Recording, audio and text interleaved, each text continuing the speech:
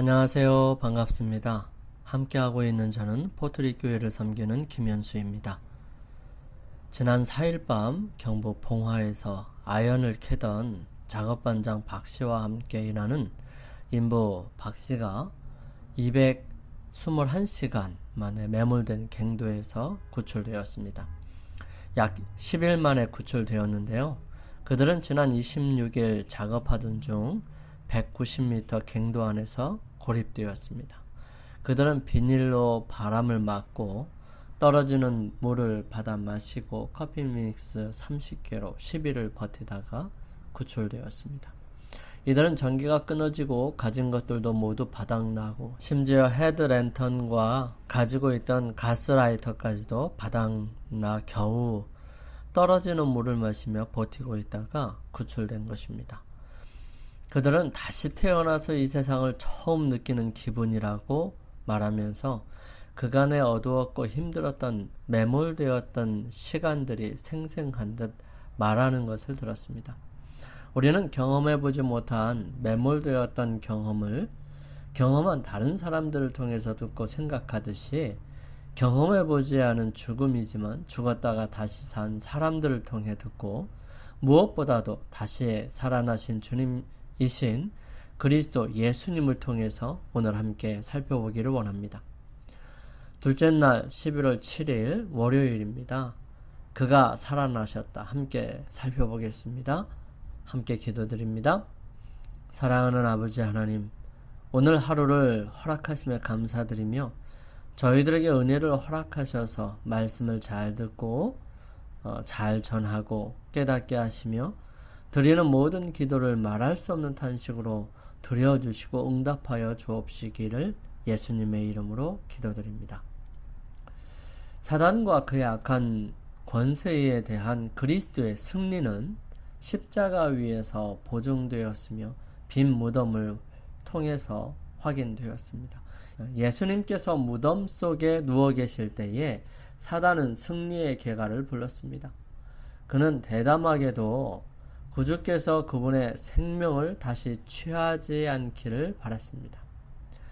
그는 주님의 시체에 대한 권리를 주장하면서 그리스도께서 죄수로서 갇혀 있도록 무덤 주위에 그의 파수꾼들을 세웠습니다. 하늘의 사자가 가까이 다가오자 그의 천사들이 도망했습니다. 그때 사단은 심히 분노하였죠.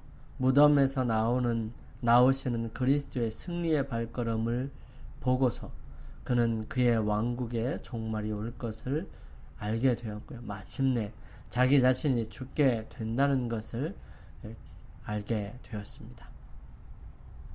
비록 그리스도의 인성은 죽었지만 그분의 신성은 죽지 않았죠. 그분의 신성 속에서 그리스도께서는 사망의 권세를 끊을 능력을 그리고 온전한 생명을 가지고 계셨던 것입니다. 마태복음 28장 1절에서 6절 말씀, 요한복음 10장 17절 18절 말씀, 그리고 로마서 8장 11절 말씀을 함께 읽어보겠습니다. 안식일이 다하여 가고 안식 후 첫날이 되려는 미명에 막달라 마리아와 다른 마리아가 무덤을 보려고 왔더니 큰 지진이 나며 주의 천사가 하늘로서 내려와 돌을 굴러내고 그 위에 앉았는데 그 형상이 번개 같고 그 옷은 눈같이 희거늘 수직하던 자들이 저를 무서워하며 떨며 죽은 사람과 같이 되었더라. 천사가 여자들에게 일러 가로되 너희는 무서워 말라. 십자가에 못 박히신 예수를 너희가 찾는 줄을 내가 아노라. 그가 여기 계시지 않고 그의 말씀하시던 대로 살아나셨느니라. 와서 그의 누우셨던 곳을 보라. 요한복음 10장 17절 18절은요. 아버지께서 나를 사랑하시는 것은 내가 다시 목숨을 얻기 위하여 목숨을 버림이라. 이를 내게서 빼앗는 자가 있는 것이 아니라 내가 스스로 버리노라. 나는 버릴 권세도 있고 다시 얻을 권세도 있으니 이 계명은 내 아버지에게서 받았노라 하시니라.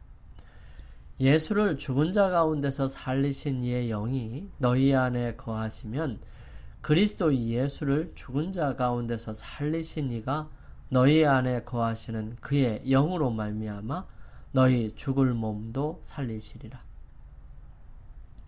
예수님께서는 사마리아와 페레아 지역에서 사역하시는 동안 자신에게 목숨을 버릴 권세도 있고 다시 얻을 권세도 있다고 말씀하셨습니다. 그 안에 생명이 있었으니 이 생명은 사람들의 빛이라. 요한복음 1장 4절 말씀이에요. 여기에 기록된 말씀은 육신적인 생명을 의미한 것이 아닙니다.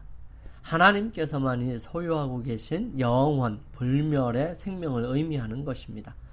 말씀이 하나님과 함께 계셨고 이 말씀은 곧 하나님이셨고 하나님께서는 이 생명을 가지고 계셨던 것입니다.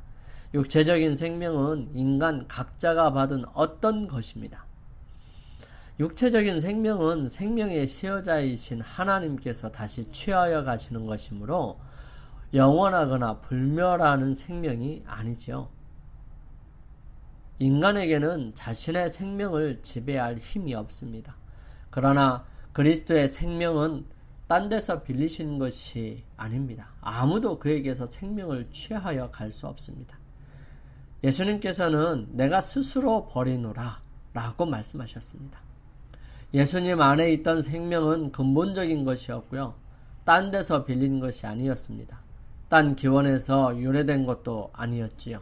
그러나 인간은 본래 이러한 생명을 타고나지 못하였습니다. 인간은 오직 그리스도를 통해서만이 생명을 소유할 수 있습니다. 인간은 수고의 값을 치르고 그 생명을 얻을 수 없으며 다만 그가 그리스도를 자신의 개인적 구세주로 믿을 때만 값없이 주어지는 선물로 받게 되는 것입니다. 영생은 곧 유일하신 참 하나님과 그의 보내신 자 예수 그리스도를 아는 것이니이다 라고 요한복음 17장 3절에 예수님께서 마지막 겟세마네 동산에서 기도하실 때 하나님께 말씀을 드렸던 것입니다. 바로 이것이 세상을 위하여 개방되어 있는 생명의 셈인 것이죠. 바울은 디모데에게 분부의 말을 하는 가운데 오직 너 하나님의 사람아 이것들을 피하고 의와 경건과 믿음과 사랑과 인내와 온유를 좇으며 믿음의 선한 싸움을 싸우라. 영생을 취하라. 이를 위하여 내가 부르심을 입었고 많은 증인 앞에서 선한 증거를 증거하였도다. 만물을 살게 하시는 하나님과 본디오 빌라도를 향하여 선한 증거로 증거하신 그리스도 예수 앞에서 내가 너를 명하노니 우리 주 예수 그리스도 나타나실 때까지 점도 없고 책망받을 것도 없이 이 명령을 지키라. 기약이 이르면 하나님이 그의 나타나심을 보이시리니 하나님은 복되시고 홀로 한 분이신 능하신 자이시며 만왕의 왕이시며 만주의 주시오 오직 그에게만 죽지 아니함이 있고 가까이 가지 못할 빛에 거하시고 아무 사람도 보지 못하였고 또 볼 수 없는 자시니 그에게 존귀와 영원한 능력을 돌릴지어다. 디모데전서 6장 11절부터 16절에 있는 말씀입니다. 마르다에게는 나는 부활이요 생명이라고 말씀하셨습니다. 다른 성경 구절에서는 예수님의 부활을 하나님의 일이라고 말합니다. 하나님께서 사망의 고통을 풀어 살리셨으니 이는 그가 사망에게 매여 있을 수 없습니다. 사도행전 2장 24절에 말씀하십니다. 예수를 죽은 자 가운데서 살리신 이의 영이 너희 안에 거하시면 그리스도 예수를 죽은 자 가운데서 살리신 이가 너희 안에 거하시는 그의 영으로 말미암아 너희 죽을 몸도 살리시리라. 로마서 8장 11절 말씀이에요. 사람들에게서 난 것도 아니요 사람으로 말미암은 것도 아니요 오직 예수 그리스도와 죽은 자 가운데서 그리스도를 살리신 하나님 아버지로 말미암아 사도된 바울은 갈라디아에서 1장 1절에 있는 말씀이에요. 양의 큰 목자이신 우리 주 예수를 영원한 언약의 피로 죽은 자 가운데서 이끌어내신 평강의 하나님이 하나님의 힘센 천사도 이 영광스러운 사건에 관련되어 있었던 것입니다. 마태복음 28장 11절에서 15절에 있는 말씀은 다음과 같이 기록합니다. 여자들이 갈제 파수꾼 중 몇이 성에 들어가 모든 된 일을 대제사장들에게 고하니 그들이 장로들과 함께 모여 의논하고 군병들에게 돈을 많이 주며 가로되 너희는 말하기를 그의 제자들이 밤에 와서 우리가 잘 때에 그를 도적질하여 갔다 하라. 만일 이 말이 총독에게 들리면 우리가 권하여 너희로 근심되지 않게 하리라 하니 군병들이 돈을 받고 가르친 대로 하였으니 이 말이 오늘날까지 유대인 가운데 두루 퍼지니라. 예수님과 계속해서 싸우려고 하는 지도자들의 어리석고 헛된 노력이 나타납니다. 로마 경비병들은 지도자들에게 모든 된 일을 말해 주었습니다. 군사들은 예수님께서 운명하실 때 대낮에 땅이 어두움으로 덮이는 것을 보았고 부활하실 때에는 밤을 비추는 천사들의 광명을 보았습니다. 그들은 하늘 거민들이 당신은 사단과 어두운 권세를 정복하셨도다. 당신은 승리로 죽음을 삼키셨도다 하고 큰 기쁨과 승리로 노래하는 것을 들었습니다. 로마의 파수꾼들은 그리스도께서 영광을 입으시고 무덤에서 나오시는 것을 바라보았습니다. 저들의 시선은 저희가 최근에 조롱하고 비웃던 그분의 얼굴에 집중되었습니다. 그들은 이 영광을 입으신 분에게서 저희가 재판정에서 가시관을 엮어 씌웠던 그 죄수를 보았습니다. 이분이 바로 잔인하게 채찍에 맞으셔서 만신창이 된 모습으로 빌라도와 헤롯의 앞에 서서 아무 저항도 하지 않으셨던 그분이었습니다. 이분이 바로 십자가에 못 박히신 분이시며 자기 만족에 도취된 제사장들과 관원들이 머리를 흔들면서 그에게 저가 남은 구원하였으되 자기는 구원할 수 없도다 라고 조롱한 분이셨습니다. 하늘의 수행원들이 저들의 시야에서 사라졌을 때에 로마 군병들은 일어나 떨리는 다리를 이끌고 안간힘을 다해 동산문으로 달려갔습니다. 술 취한 사람들처럼 비틀거리면서 그들은 급히 도성으로 달려가 들어가 만나는 사람들에게 이 놀라운 소식을 전했습니다. 그들은 빌라도에게 가고 있었지만 그 보고가 유대 관원들에게 전해져서 대제사장들과 관원들은 사람을 보내어 그들을 먼저 자기 앞에 데려오도록 했습니다. 군병들은 이상한 모습으로 나타났습니다. 그들은 무서워 떨면서 창백한 얼굴로 그리스도의 부활을 증거했습니다. 군병들은 저희가 본 그대로 모든 것을 이야기했으며 사실 이 외에는 아무것도 생각하거나 말할 시간적인 여유를 갖지 못했습니다. 고통스러운 어조로 그들은 말하기를 십자가에 달리신 분은 하나님의 아들이셨고 한 천사가 그분을 하늘에 폐하시어 영광의 왕이라고 선포하는 것을 들었노라고 말했습니다. 이 사건을 통해 우리는 경비병들이 예수님의 부활을 분명히 목격했음을 알 수 있습니다. 만일 그렇지 않았다면 그들이 한 말이 무슨 뜻이었을까요? 예수님의 시신은 더 이상 그곳에 있지 않았습니다. 예수님을 십자가에 달려 죽게 했던 종교 지도자들은 그분의 부활을 감추기 위해 수단과 방법을 가리지 않았지만 그 누구도 예수님의 부활을 결코 감출 수가 없었습니다. 제사장들의 얼굴은 사색이 되었습니다. 가야바는 뭔가를 말하려고 애썼습니다. 그의 입술은 움직였지만 아무런 소리도 내지 못했습니다. 군병들이 회의실을 떠나려고 할 때의 한 음성이 그들을 멈춰서게 했습니다. 가야바가 마침내 말을 할 수 있게 되었습니다. 그는 큰 소리로 기다리라, 기다리라. 너희가 본 것을 아무에게도 말하지 말라 라고 했습니다. 그리고는 거짓 보고를 꾸며 군병들에게 주었습니다. 제사장들은 너희는 말하기를 그의 제자들이 밤에 와서 우리가 잘 때에 그를 도적질해 갔다라고 말하라고 했습니다. 이 점에서 제사장들은 그들 자신의 술책에 넘어갔죠. 어떻게 군병들이 저들이 자는 동안에 제자들이 와서 시체를 도적질하여 갔다는 말을 할 수 있겠습니까? 만일 저희가 잤다고 하면 저희가 어떻게 할 수 있을까요? 그리고 만일 제자들이 그리스도의 시체를 도적질한 죄가 입증된다면 제일 먼저 제사장들이 그들을 정죄하지 않을까요? 또 보초병들이 무덤 곁에서 잤다면 제일 먼저 제사장들이 그들을 빌라도에게 고소하지 않겠습니까? 군병들은 저희가 초소에서 잤다는 고소를 당하면 어쩌나 하는 생각으로 몹시 두려워하였습니다. 그것은 사형에 해당되는 죄였습니다. 저희가 백성들을 속이고 자신들의 생명을 위태롭게 할 거짓 증거를 할 것입니까? 저들은 졸지 않고 깨어 밤새껏 피곤을 무릅쓰고 파수를 보내지 않았던가요?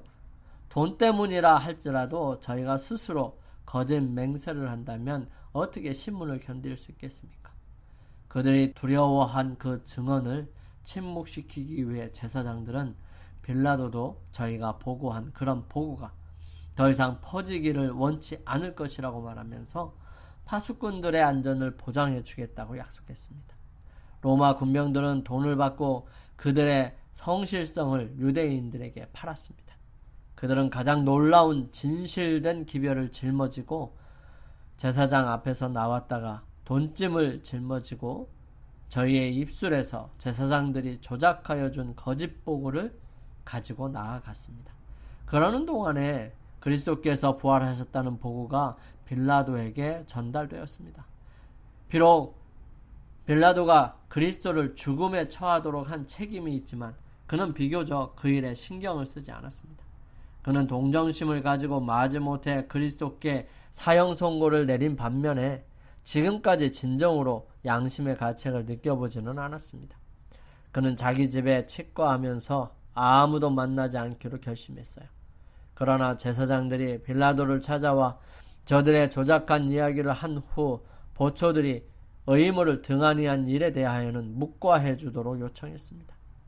빌라도는 그 일에 동의하기 전에 은밀히 파수꾼들을 불러 물어보았습니다. 파수꾼들은 자신들의 안전을 두려워하여 감히 아무것도 감출 수 없었습니다.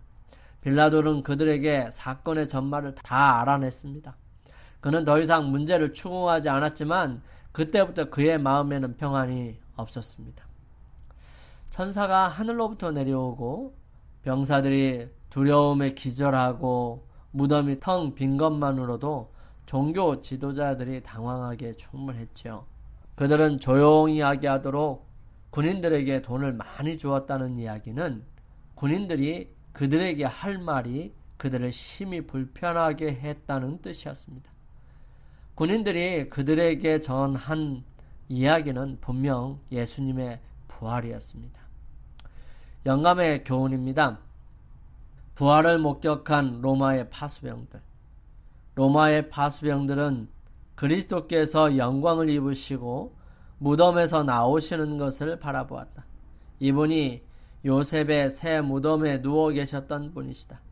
하늘의 칙령은 갇히신 그분을 석방시켰다. 그의 무덤 위에 산들이 첩첩이 쌓여 있었다 할지라도 그의 나오심을 막을 수 없었을 것이다. 전사들과 영광을 받으신 구주 앞에서 로마의 파수꾼들은 기절하여 죽은 사람처럼 되었다. 함께 기도드리겠습니다. 저희를 사랑하시는 아버지 하나님, 그 누구도 감출 수 없는 예수님의 부활의 소식이 오늘 저에게도 위대한 소망이 됨을 인하여 감사를 드립니다. 예수님의 부활을 통해 보증해 주신 모든 믿는 자들의 부활의 현장에 저도 꼭 참여할 수 있도록 인도하여 주시옵소서. 오늘 하루도 그러한 믿음으로 살아갈 수 있도록 인도하여 주시며 승리할 수 있도록 함께 해 주시옵기를 저희들을 사랑하시는 예수님의 이름으로 간절히 기도드립니다. 오늘 하루 승리하시기 위하여 주님 앞에 머무는 시간을 갖겠습니다. 저는 내일 아침 이 시간 다시 찾아뵙겠습니다. 감사합니다.